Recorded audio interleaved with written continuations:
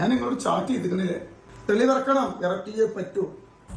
തങ്ങൾ തന്നെയാണോ തങ്ങളെ? ഇതാണ് ആദ്യം പലർക്കും പ്രശ്നമായിട്ടുണ്ടായിരുന്നത്.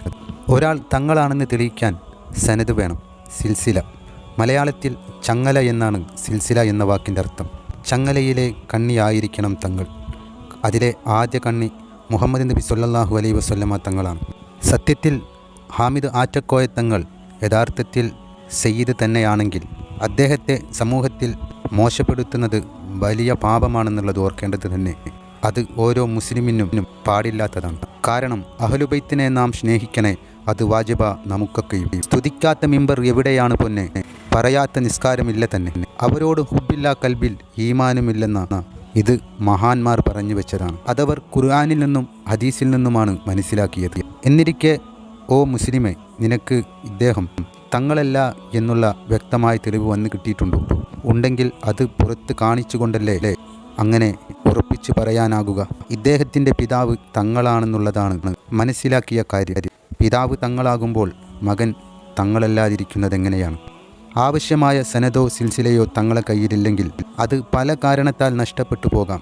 ഒരു തങ്ങളാണെന്ന് സംശയിക്കപ്പെടുന്ന ഒരു വ്യക്തിയാണെങ്കിൽ ആ സ്ത്രീ പറഞ്ഞ പോലുള്ള അനാവശ്യങ്ങൾ എങ്ങനെയാണ് ഇവരോട് പറയാനുള്ള അവകാശം നിങ്ങൾക്കുണ്ടായത്? ഇതൊരു സയ്യിദാണെങ്കിൽ നിങ്ങൾ ചെയ്തത് എത്ര വലിയ പാപമാണെന്നുള്ളത് നിങ്ങൾ അറിയുമോ? അതല്ല, ഇദ്ദേഹം തങ്ങളല്ലേ, വ്യാജ തങ്ങളായി ചമഞ്ഞിരിക്കുകയാണ്. ആത്മീയ ചൂഷണം തന്നെയാണോ തങ്ങൾ ചെയ്യുന്നത്? വ്യക്തമായി തെളിവുണ്ടോ നിങ്ങളുടെ കയ്യിൽ?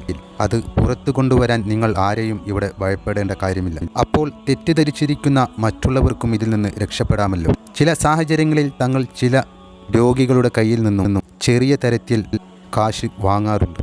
അത് അടുത്ത പ്രാവശ്യം വരുന്ന രോഗി വലിയ ദരിദ്രനായിരിക്കും, അദ്ദേഹം കഷ്ടപ്പാടായിരിക്കും പറഞ്ഞത്. നിങ്ങൾ നൽകിയ ആ കാശ് തങ്ങൾ പിറകെ വന്ന ആ വ്യക്തിക്കെടുത്ത് നൽകും. തങ്ങളുടെ കയ്യിൽ ആവശ്യത്തിന് കാശുണ്ടെന്ന് തങ്ങൾ തന്നെ പല വേദിയിലും പറഞ്ഞതാണ്. തങ്ങൾ സമൂഹത്തിൽ ചെയ്തുകൊണ്ടിരിക്കുന്ന സൽപ്രവർത്തനങ്ങളും നമ്മൾ കണ്ടിട്ടുണ്ട്. അതല്ല, ഇതിൻ്റെ മറവിൽ വലിയ കൊള്ള നടക്കുന്നുണ്ടോ? പുറത്തു കൊണ്ടുവരൂ, അല്ലെങ്കിൽ വ്യാജ പ്രചാരണം നടത്തിയവർക്ക് നേരെ നിയമ നടപടിക്ക് പോകുമെന്നാണ് തങ്ങളുടെ വാക്ക്. പെട്ടെന്ന് കൊണ്ടുവരണം, അല്ലെങ്കിൽ കോടതിയിൽ പോകേണ്ടി വരും. റമദാൻ മാസത്തിൽ ഇത്തരത്തിൽ അനാവശ്യം വിളിച്ചു പറയുന്ന തരത്തിലേക്ക് ഒരാൾ മാറിയത് നിങ്ങളുടെ നിലവാരത്തെ തന്നെയാണ് തെളിവാക്കിയത് ജനങ്ങളുടെ മുമ്പിൽ. ഇത്രയേറെ ക്ഷമയില്ലാത്ത നിങ്ങൾ അവിടെ പോയിരുന്ന് ഇദ്ദേഹത്തെ തെറ്റായ രീതിയിൽ തന്നെ കണ്ടതാണ് നിങ്ങൾക്ക് വന്ന ആദ്യത്തെ കുഴപ്പം. തെറ്റായ കണ്ണുകൊണ്ടാണ് നിങ്ങൾ ഇദ്ദേഹത്തെ നോക്കിക്കണ്ടത്. അപ്പോൾ നിങ്ങൾ കണ്ടതെല്ലാം തെറ്റായി മാറി. ഒരിക്കലും ന്യായപരമല്ലാത്ത കാര്യം നമ്മൾ വ്യക്തമായ തെളിവില്ലാതെ പ്രചരിപ്പിക്കാൻ ശ്രമിക്കരുത്. പ്രത്യേകിച്ച് ഒരു സയ്യിദാണെന്ന് അവകാശപ്പെടുന്ന ആളുടെ നേരെ. ഇതുപോലെ തങ്ങൾ ചെയ്തുകൊണ്ടിരിക്കുന്ന സൽപ്രവർത്തനങ്ങൾ ചില ആളുകളിലൂടെ പാവപ്പെട്ട അർഹതപ്പെട്ടവരുടെ കൈകളിലേക്ക് എത്തുന്നത് എന്തിനു വേണ്ടി തടയപ്പെടണം? മുമ്പ് ഇതുപോലെ തങ്ങളുടെ വീട് റെയ്ഡ് ചെയ്യാനെത്തിയ പോലീസിന്റെ കഥ തങ്ങൾ പറഞ്ഞ ശേഷം തങ്ങൾ പറഞ്ഞ ചില വാക്കുകളുണ്ട്, അത് കേട്ടു നോക്കൂ.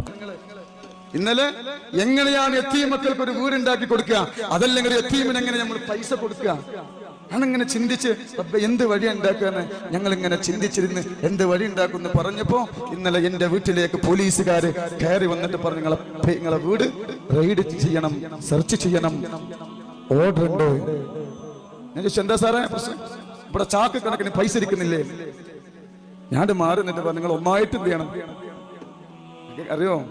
അപ്പൊ ഇന്നലെ ഞാൻ എന്നെ അറസ്റ്റ് ചെയ്താല് ഇന്നിപ്പോ ഈ പരിപാടി മുടങ്ങൂലേ? ആലോചിച്ച് നോക്കണം. പക്ഷേ അൽഹംദുലില്ലാഹ് എനിക്ക് ഞാൻ വലിയ സന്തോഷം. കാരണം എന്താ അറിയോ, ഞാനൊരു തെറ്റും ചെയ്തിട്ടില്ല, അതുകൊണ്ട് എനിക്കൊരു പേടി എവിടെയില്ല. അല്ലാഹു സുബ്ഹാനഹു വ തആല ഇത്രയേറെ കൂടപ്പറപ്പിനെ റബ്ബിനിക്ക് സമ്മാനിച്ചു. ഇത് മതി എനിക്ക്, ഇത് മതി. വിമർശകർക്കുള്ള മറുപടി ജനലക്ഷങ്ങളാ, ഇത് മതി എനിക്ക്. പിന്നെ ഞാൻ ചില മജ്ലിസിലൊക്കെ പോയാ എനിക്ക് വണ്ടിക്കൂലി പോലും കിട്ടൂല. അറിയോ നിങ്ങൾക്ക്? വണ്ടിക്കൂലി പോലും കിട്ടൂല. അതുകൊണ്ട് ഇൻഷാ അല്ലാഹ് ഞാൻ നിങ്ങളെ പറഞ്ഞ് വിഷമിപ്പിക്കുന്നില്ല. എനിക്ക് നിങ്ങളോട് പറയാൻ അല്ലാഹുവിനെ സാക്ഷിയാക്കിക്കൊണ്ട്, ഖാലിഖായ റബ്ബിനെ സാക്ഷിയാക്കിക്കൊണ്ട്